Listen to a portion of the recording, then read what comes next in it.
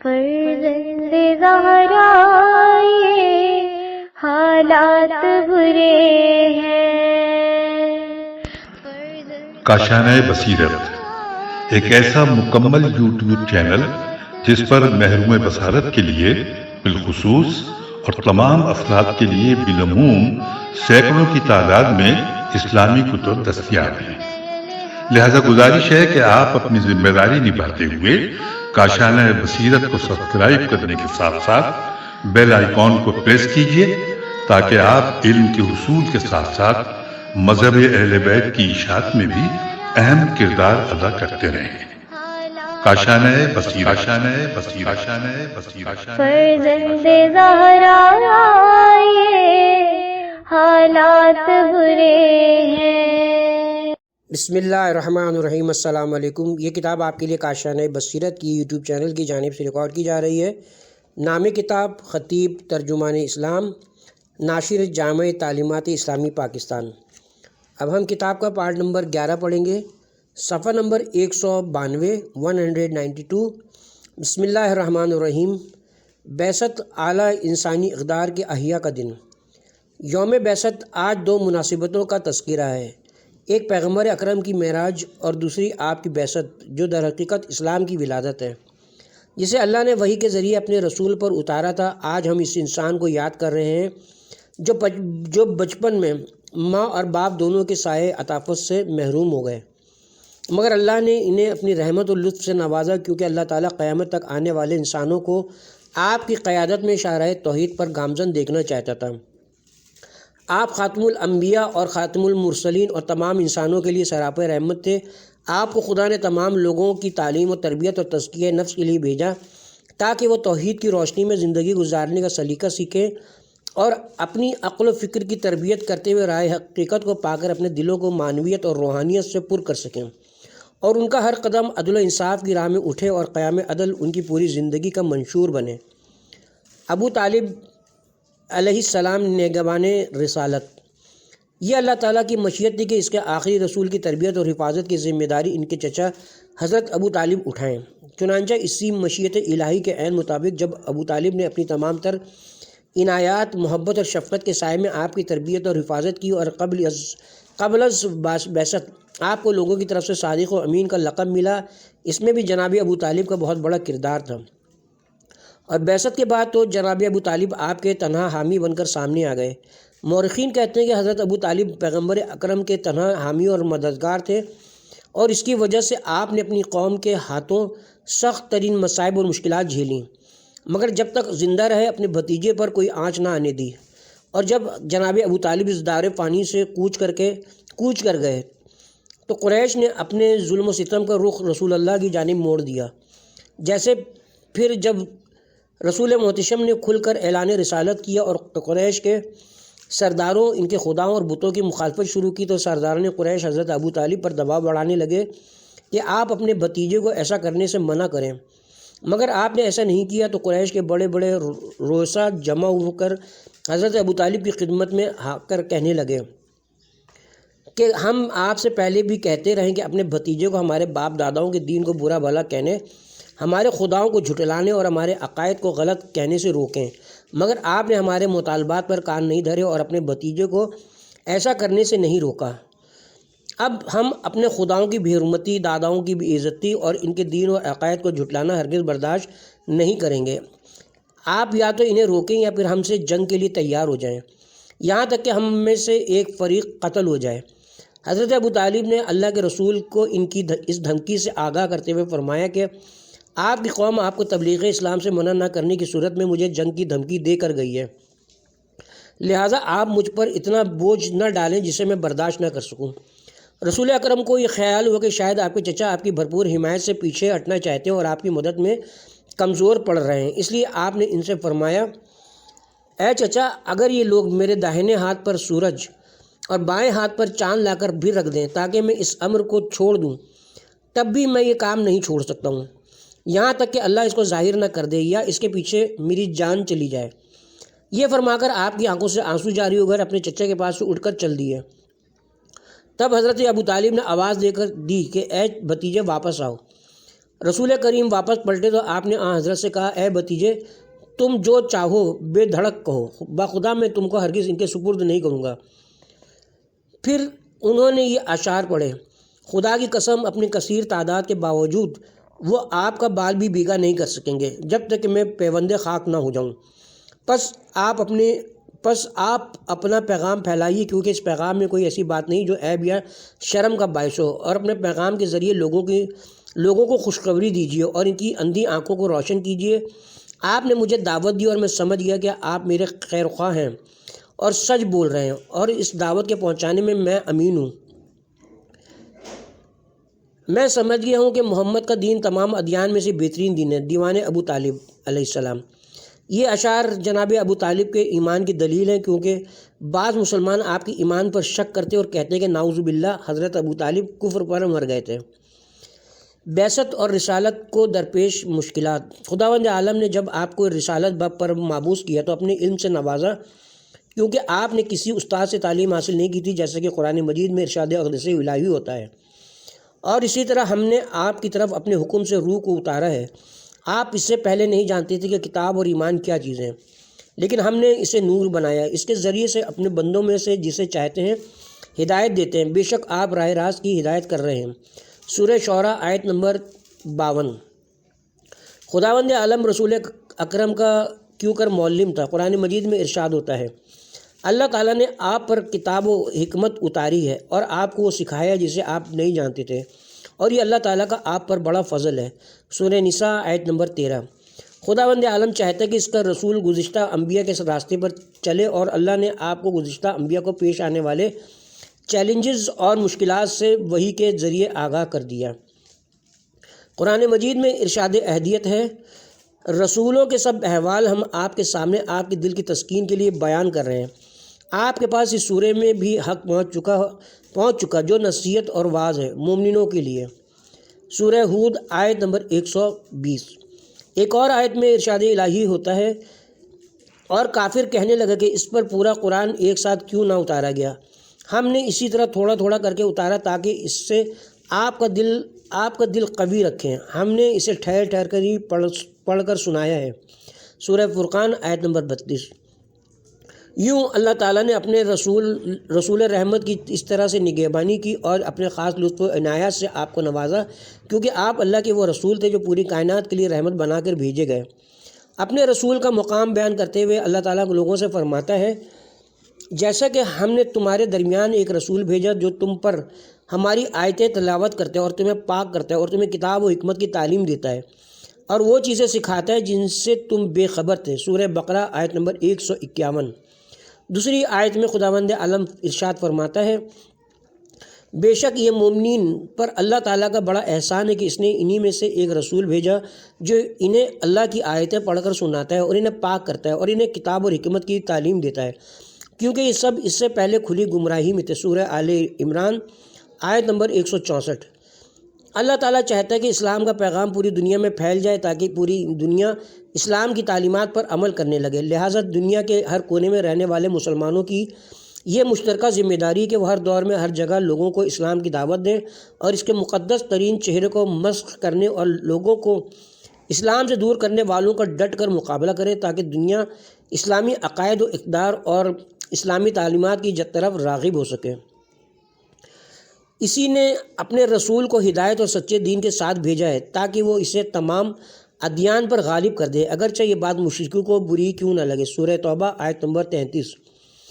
اللہ تعالیٰ چاہتے ہیں کہ ہم اس کے رسول کے کردار اور ان کے اقوال و فرامین کا وقت کے ساتھ مطالعہ کریں اور جن اسرار و حقائق کو آپ نے بیان کیا ہے انہیں سمجھیں، کیونکہ آپ کا پیغام اور آپ کی نبوت کسی خاص وقت اور مخصوص علاقے کے لیے نہیں بلکہ یہ پوری کائنات اور قیامت تک کے انسانوں کے لیے ہے۔ اسی بات کو مد نظر رکھتے ہوئے رسول اکرم پیغمبر اکرم نے اپنی عالمی دعوت کا آغاز کیا، چنانچہ ارشاد الہی ہے آپ کہہ دیجیے کہ اے لوگوں میں تم سب کی طرف اس اللہ کا بھیجا ہوا نبی ہوں جس کی بادشاہی تمام آسمانوں اور زمین میں ہے۔ سورہ اعراف آیت نمبر 158۔ ہم نے آپ کو تمام لوگوں کے لیے خوشخبری دینے والا اور ڈرانے والا بنا کر بھیجا ہے، مگر لوگوں کی اکثریت یہ بات نہیں مانتی۔ سورہ سبا آیت نمبر 28۔ جب ہم آپ کی بابرکت شخصیت کو جاننے کے لیے قرآن کی طرف رجوع کرتے ہیں تو معلوم ہو جاتا ہے کہ آپ غریبوں کی سی زندگی گزارتے، فقیروں کے ساتھ نشست و برخاست رکھتے اور تمام لوگوں کے ساتھ انتہائی نرمی اور شفقت سے پیش آتے تھے۔ چنانچہ قرآن نے آپ کے اخلاق کریمانہ کو یوں بیان کیا ہے: یہ اللہ کی رحمت ہے کہ آپ ان لوگوں کے لیے نرم دل واقع ہوئے ہیں، اور اگر آپ بد زبان اور سخت دل ہوتے تو یہ لوگ کب کے آپ کے پاس سے بھاگ جاتے ہیں۔ سورہ آل عمران آیت نمبر 159۔ بعثت نبوی کا تذکرہ احیاء دین کے لیے، نہ کہ جشن کے لیے۔ خدا نے اپنے رسول کو اپنی نشانیوں سے مزید آشنا کرانے کے لیے مسجد الحرام سے مسجد اقصی تک کی سیر کرائی، جو کہ گزشتہ تمام انبیاء کا قبلہ اور عبادت گاہ ہے۔ جیسا کہ قرآن مجید میں ارشاد اہدیت ہوتا ہے: پاک ہے وہ پروردگار جو ایک رات اپنے بندے کو مسجد الحرام سے مسجد اقصی یعنی بیت المقدس تک لے گیا، جس کے ارد گرد ہم نے برکتیں رکھی ہیں تاکہ ہم اسے اپنی قدرت کی نشانیاں دکھائیں، بے شک وہ سننے والا اور دیکھنے والا ہے۔ سورہ بنی اسرائیل آیت نمبر 1۔ اس سفر کے دوران اللہ تعالیٰ نے اپنے رسول کو اپنی نشانیاں دکھائیں تاکہ آپ کے علم و معرفت میں مزید اضافہ ہو سکے۔ ہمیں معراج اور بعثت نبوی کی یاد مناتے ہوئے اسلام پر پوری طرح عمل پیرا ہونے کا عہد کرنا چاہیے۔ ہمیں اس موقع پر صرف ذکر رسول پر اکتفا نہیں کرنا ہے بلکہ آپ کی یاد کے ساتھ اسلام کو بھی یاد رکھنا ہے جسے آپ نے زندگی دی ہے، اور اسلام سے متعلق اپنی ذمہ داریوں کو بھی سمجھنے کی کوشش کرنی ہوگی تاکہ اس عالمی اور آفاقی دین کی تعلیمات کو پوری دنیا میں عام کرنے سے متعلق اپنی ذمہ داریاں پوری طرح نبھا سکیں، کیونکہ پروردگار بھی ہم سے یہی چاہتا ہے۔ لوگوں کو حکمت اور نیک نصیحت کے ذریعے اپنے پروردگار کے راستے کی طرف بلاؤ اور بہت ہی اچھے طریقے سے ان سے مناظرہ کرو۔ سورہ نحل آیت نمبر 125۔ خداوند عالم چاہتا ہے کہ ہم میں سے ہر ایک اپنی معرفت اور بساط بھر لوگوں کو اسلام کی جانب دعوت دینے والے مبلغ بنے، لہٰذا وہ لوگ جو اسلامی ملکوں سے ہجرت کر کے دنیا کے گوش و کنار میں آباد ہو گئے، ان کی ذمہ داری کہ وہ اس موقع سے فائدہ اٹھاتے ہوئے لوگوں کو حقیقی اسلام سے متعارف کرانے کا فرض انجام دیں۔ آج کفر و استکبار کی قوتوں نے اسلام کے خلاف اعلان جنگ کر رکھا ہے، چنانچہ یہ ہماری ذمہ داری ہے کہ ہم اپنے علم اور قوت سے اسلام کی حفاظت کریں۔ اس وقت ہم جنگی صورتحال میں جی رہے ہیں، اس لیے ضروری ہے کہ ہم اپنے آپس میں لڑنے اور ہمارے مابین نفرتوں کا بیج بونے کی استکباری سازشوں کو اتحاد اور اتفاق سے ناکام بنائیں۔ ہمیں اپنے دل و دماغ اور عمل و کردار میں پیغمبر اکرم کی یاد کو زندہ رکھنے کی ضرورت ہے۔ ہمیں اپنی روزمرہ زندگی میں آپ کی تعلیمات پر مکمل عمل کرنے کی ضرورت ہے۔ ہمیں ہر حال میں احکام شریعت پر عمل پیرا ہونا چاہیے، اور جسے اللہ کے رسول نے حلال کیا ہے اسے حلال سمجھا جائے، اور جسے آپ نے حرام کہا ہے اسے حرامی سمجھنا ہوگا، کیونکہ حلال محمدی قیامت تک حلال رہے گا اور حرام محمد قیامت تک حرام رہے گا۔ خدا اور اس کے فرشتے نبی پر درود بھیجتے ہیں، تو اے مومنو تم بھی نبی کریم پر درود اور سلام بھیجا کرو۔ سورہ احزاب آیت نمبر 56۔ بسم اللہ الرحمن الرحیم۔ اہل بیت اطہار علم و عمل کا بہترین نمونہ۔ ماہ شعبان کے مبارک ایام۔ قرآن مجید میں ارشاد اقدس الہی ہے: اے اہل بیت نبوت، اللہ تو بس یہ چاہتا ہے کہ تم کو ہر طرح کی برائی سے دور رکھے اور اس طرح پاک و پاکیزہ رکھے جس طرح پاکیزہ رکھنے کا حق ہے۔ سورہ احزاب آیت نمبر 33۔ ماہ شعبان کے پہلے عشرے میں کئی اسلامی مناسبتیں ہیں۔ 3 شعبان امام حسین علیہ السلام کا یوم ولادت، 4 شعبان حضرت عباس علمدار اور 5 شعبان امام زین العابدین علیہ السلام کی ولادت باسعادت کا دن ہے۔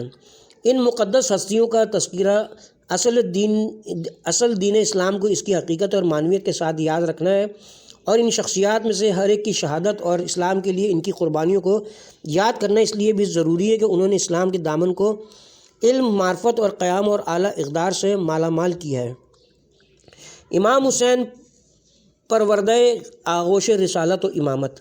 امام حسین حبیب خدا کے محبوب، امام علی اور حضرت فاطمہ کے دل کا چین، امام حسن کے بھائی اور جوانان جنت کے سردار ہیں۔ آپ کا بچپن اپنے نانا سرور کونین کے سائے محبت و عطوفت میں ان سے اعلیٰ اخلاق کی تعلیم لیتے گزرا۔ نانا کے علاوہ آپ اپنی مادر گرامی حضرت فاطمہ کی محبت و تربیت کا محور ٹھہرے، جنہوں نے اپنی پوری زندگی اپنے بابا رسول اللہ کے علم و اخلاق کے زیر سایہ گزاری تھی۔ جناب فاطمہ پر اپنے بابا کے علم و اخلاق کا نقش بہت نمایاں تھا۔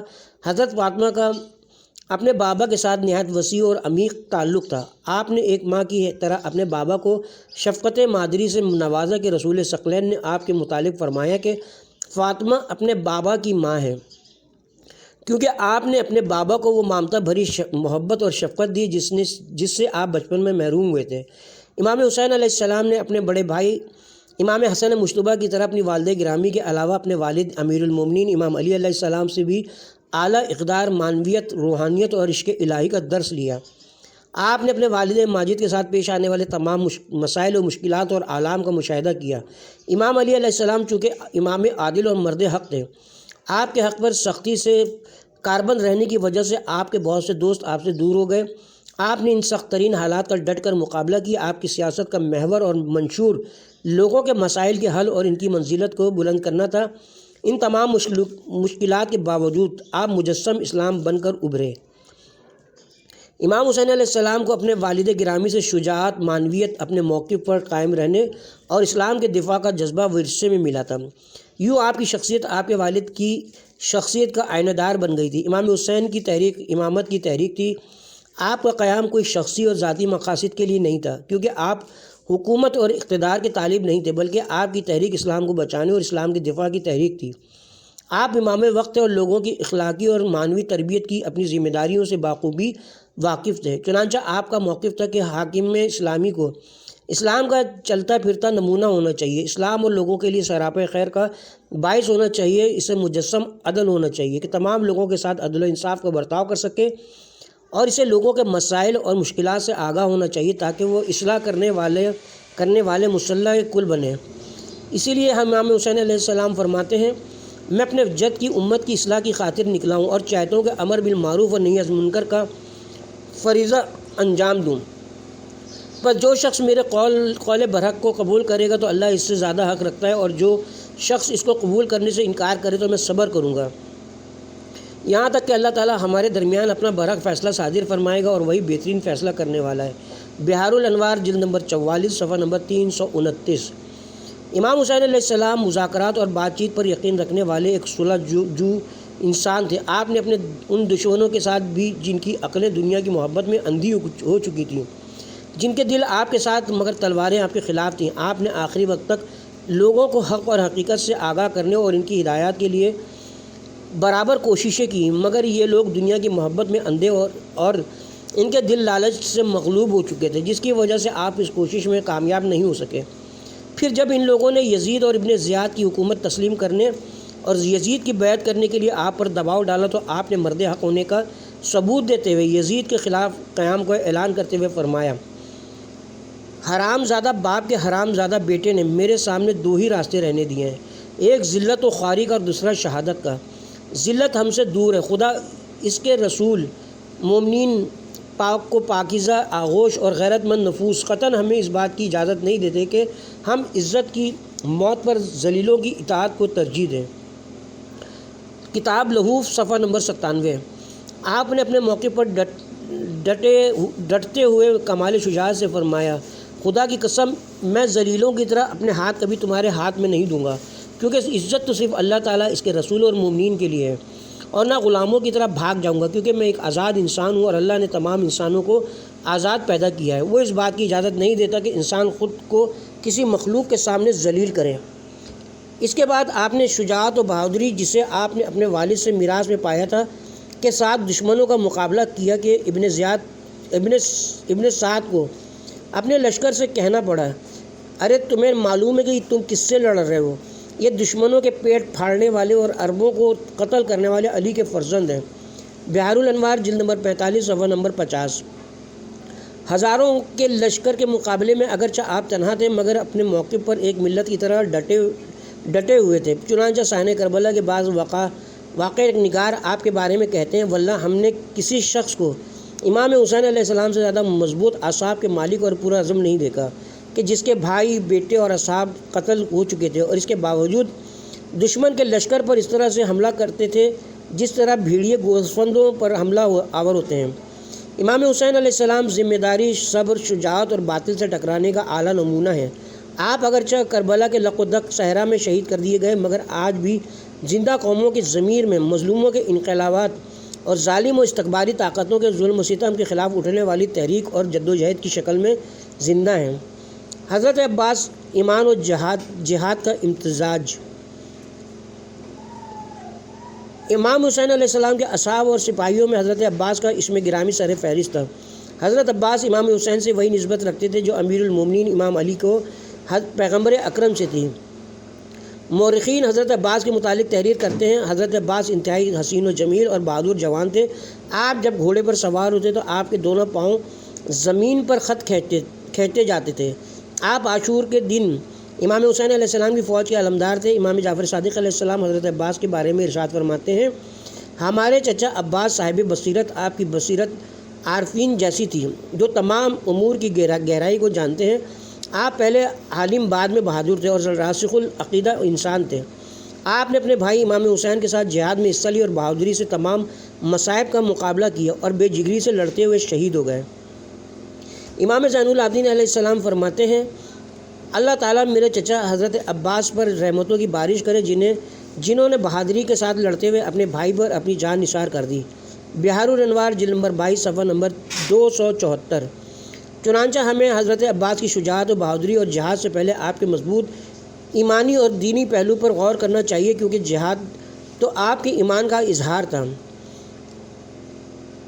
یہ حضرت عباس باطل کا مقابلہ کرنے والے مجاہدین کے لیے نمونہ عمل، رول ماڈل ہیں۔ اسی طرح پیغام میں حق کو دنیا میں عام کرنے کی ذمہ داری اٹھانے والوں اور دشمنوں کا بے جگری سے مقابلہ کرنے والوں کے لیے بھی رہتی دنیا تک مثال ہے۔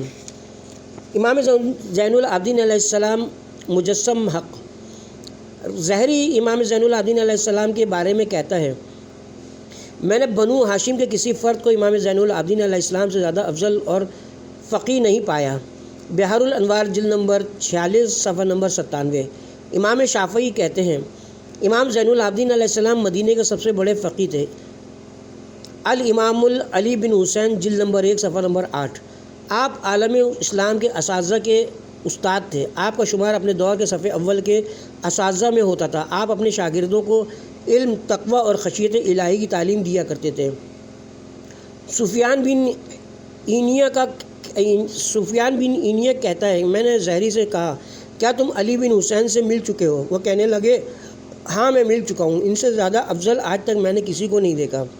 خدا کی قسم میں نے ان کا کوئی مخفی دوست اور کھلا دشمن نہیں دیکھا۔ اور جب اس سے اس کا مطلب پوچھا گیا تو اس نے کہا کہ میں نے آپ کا کوئی دوست ایسا نہیں دیکھا جو آپ کی فضیلت دیکھ کر حسد نہ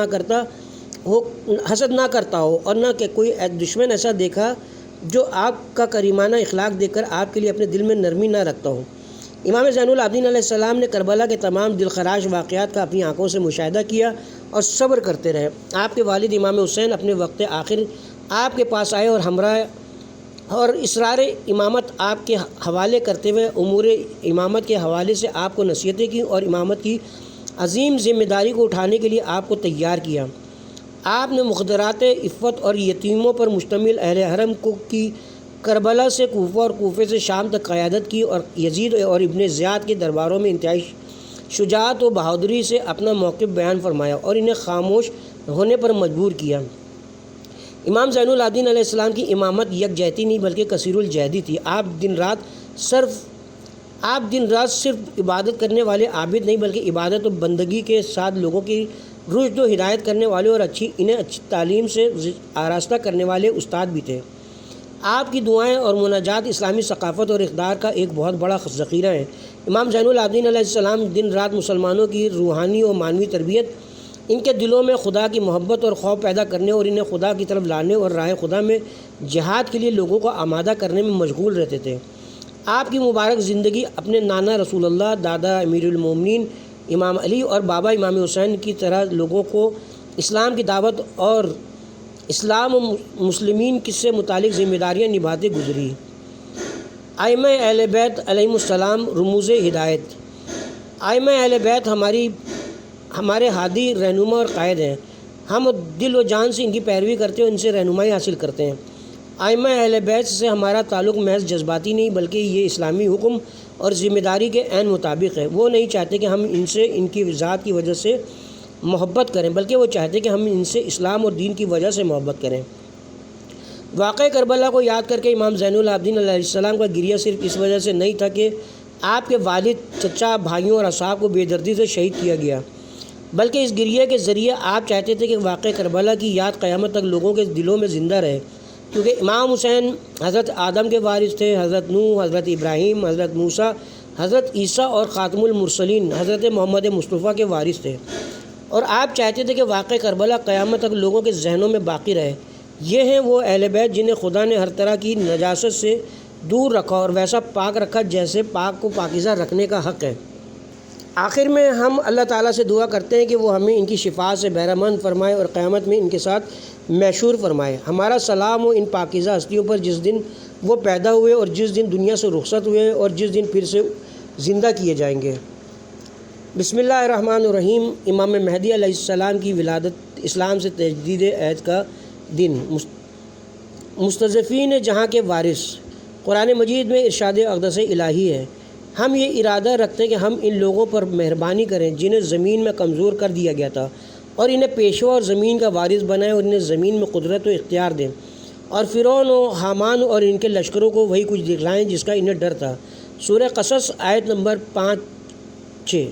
دوسری جگہ پروردگار کا ارشاد ہے، زبور میں نصیحت کے بعد ہم یہ لکھ چکے ہیں کہ زمین کے وارث میرے نیک بندے ہی ہوں گے۔ سورہ انبیاء آیت نمبر 105 اور سورہ نور میں ارشاد اہلیت ہے، اللہ نے وعدہ فرمایا ہے تم میں سے ان لوگوں کے ساتھ جنہوں نے ایمان قبول کیا اور اچھے اچھے کام کیے ہیں، وہ ان کو اسی طرح زمین میں اپنا خلیفہ بنائے گا جس طرح ان سے پہلے گزرے ہوئے لوگوں کو خلیفہ بنا چکا ہے، اور ان کے لیے اس دین کو مضبوط بنیادوں پر قائم کر دے گا جسے اللہ نے ان کے لیے پسند فرمایا ہے، اور ان کے خوف کو امن سے ضرور بدل دے گا۔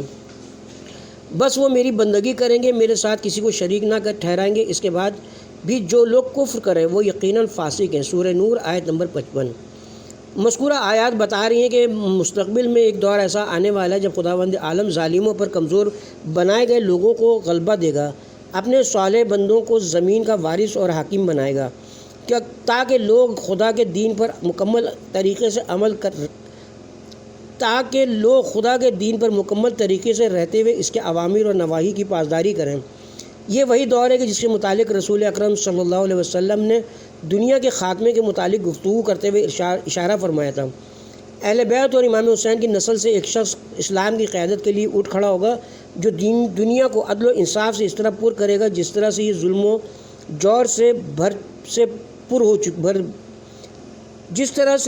جور سے پر ہو چکی ہوگی۔ چنانچہ سرور کونین کی مشہور روایت ہے، دنیا کا خاتمہ اس وقت تک نہ ہوگا جب تک حسین کے فرزندوں میں سے ایک اس امت کے معاملات اپنے ہاتھ میں لے کر ظلم و جور سے بھری ہوئی اس دنیا کو عدل و انصاف سے پر نہ کر دے۔ بحار الانوار جلد نمبر 51 صفحہ نمبر 66۔ خداوند عالم چاہتا ہے کہ ظالموں، مستکبروں اور کافروں کے ظلم و ناانصافیوں سے بھری دنیا کو ایک دن ان کے مظالم سے پاک کر کے اس طرح امن و سکون کا گہوارہ بنا دے جیسا جہاں کسی کے ساتھ کوئی ناانصافی اور ظلم نہ ہو، اور لوگ عدل کے سائے میں چین کی زندگی گزار سکیں، یعنی عدل اپنے نفس کے ساتھ کہ انسان اپنے آپ پر بھی ظلم نہ کرے، عدل اپنے رب کے ساتھ کہ حقوق اللہ کا خیال رکھے، عدل لوگوں کے ساتھ کہ ان کے ساتھ کوئی ناانصافی نہ ہونے پائے، اور عدل ہر فیصلے میں کہ کسی کے ساتھ زیادتی نہ ہو۔ خداوند عالم امام عادل کی قیادت میں اسلامی حکومت قائم ہونے سے پہلے دنیا کا خاتمہ نہیں چاہتا تاکہ پورا عالم دین ابراہیمی کی پیروی کرتے ہوئے مسلمان بن جائے۔ جب ابراہیم سے ان کے پروردگار نے کہا اسلام قبول کرو تو انہوں نے کہا میں مالک کائنات کا مسلم ہو گیا۔ سورہ بقرہ آیت نمبر 131۔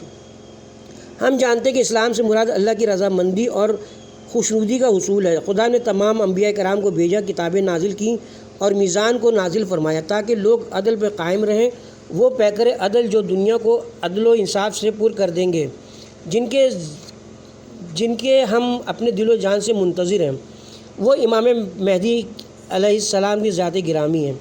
اہل بیت علیہ السلام کا قرآن سے تعلق۔ پیغمبر اکرم نے ہر دور اور زمانے میں اپنے اہل بیت اور قرآن مجید کے اٹوٹ تعلق کو بیان کرتے ہوئے فرمایا، میں تمہارے درمیان دو قیمتی چیزیں چھوڑے جا رہا ہوں، تم ان سے متمسک رہو گے تو ہرگز گمراہ نہ ہوگے۔ یہ میری اطرت میرے اہل بیت اور قرآن مجید ہے، یہ دونوں ایک دوسرے سے کبھی جدا نہ ہوں گے، یہاں تک کہ حوض پر آ کے مجھ سے ملیں گے۔ وصال الشیعہ جلد نمبر 27 صفحہ نمبر 33۔ پس جب تک قرآن کی تلاوت ہوتی رہے گی، اہل بیت کا ایک فرد امام خدا کے دین کو پھیلانے اور پیغمبر اکرم کی تعلیمات کو سمجھنے میں لوگوں کی قیادت اور رہنمائی کرتا رہے گا۔ ہمارا دور غیبت کبریٰ اور انتظار امام کا دور ہے، مگر اس دور میں یہ جاننا بہت ضروری ہے کہ اس وقت ہماری ذمہ داری کیا ہے اور عدل کی بنیاد پر قائم ہونے والی عالمی حکومت اور قیادت سے متعلق ہم پر کیا ذمہ داریاں عائد ہوتی ہیں۔ جب ہم امام زمانہ علیہ السلام سے پہلے کے ائمہ طاہرین کے اہداف اور طرز حیات پر نظر کرتے ہیں تو معلوم ہوتا ہے کہ وہ اپنے ارشادات، مبدا و معاد کے متعلق اپنے دروس سے دنیا اسلام کو معطر کرتے رہتے تھے تاکہ لوگ اسلامی احکامات اور مطالب کو سمجھنے کے لیے کسی کے محتاج نہ رہیں۔ چنانچہ جب غیبت کا دور شروع ہوا تو کسی نے یہ سوال لکھ کر بھیجا کہ دور غیبت میں احکام دین کو سمجھنے کے لیے ہم کس سے رجوع کریں؟ تو اس کے جواب میں امام مہدی علیہ السلام نے فرمایا، پیش آنے والے نئے اور جدید مسائل کے لیے ہماری احادیث بیان کرنے والے راویوں، فقہاء و مراجعین کی طرف رجوع کرو۔ وسائل الشیعہ جلد نمبر 27 صفحہ نمبر 140، کیونکہ یہی لوگ ہماری روایات اور تعلیمات کو لوگوں تک پہنچانے کے ذمہ دار ہیں۔ ہم نے اسلام کے تمام احکام، تفسیر اور طور طریقے بیان کر دیے ہیں، یہاں تک کہ لوگوں کو اسلامی اور شرعی احکامات کو